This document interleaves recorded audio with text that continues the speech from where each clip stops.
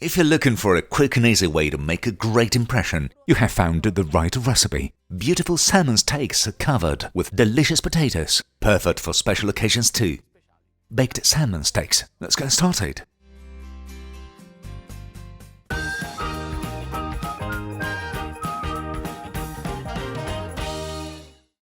Let's start with the salmon. The first thing to do is to make sure our steaks are boneless. Salmon normally doesn't have many bones. However, as you run your finger, you should be able to feel them. Pluck them with some fish tweezers.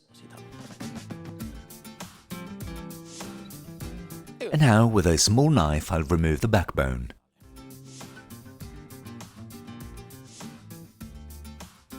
I'll put it aside and continue like this with all the others.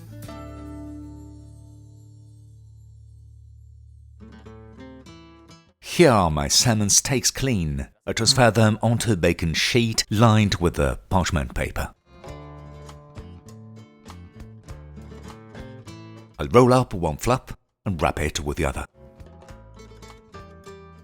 Then once it is nicely rolled, I'll secure it with a piece of butcher's twine. Here, the first is done. I'll do all the others.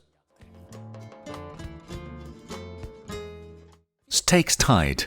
Put them aside for a moment and I take care of the potato that I've already washed and dried. Now I'm going to slice it thinly. I chose to use a mandolin slicer because I have to get slices about 1 mm thick, no more, otherwise they will not cook easily in the oven.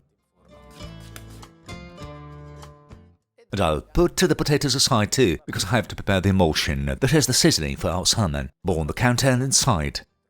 Lemon zest. Down to the bowl. Then I'll add to the juice that I've already filtered from seeds and pulp. We'll also add oil, white wine, chopped parsley, finely grind of salt and pepper. Let's whisk it with a fork.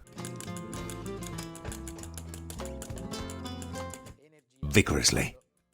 And now I'm going to sprinkle my salmon steaks with this mixture, so they will be nice and tasty.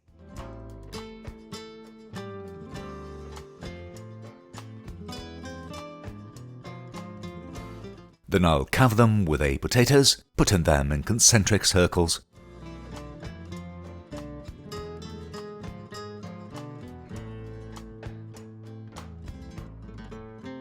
And I garnish it with the rest of the emulsion.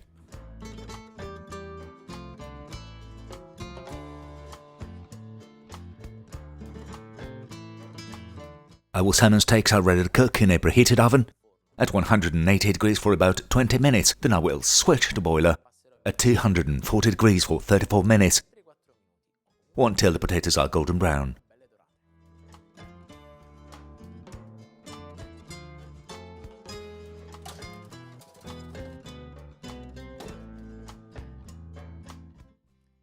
The baked salmon looks so good that it makes you watery. I can't wait to taste it. I link down below the photo recipe on GialloZafferano, where you will find ingredients, measurements and a step-by-step procedure.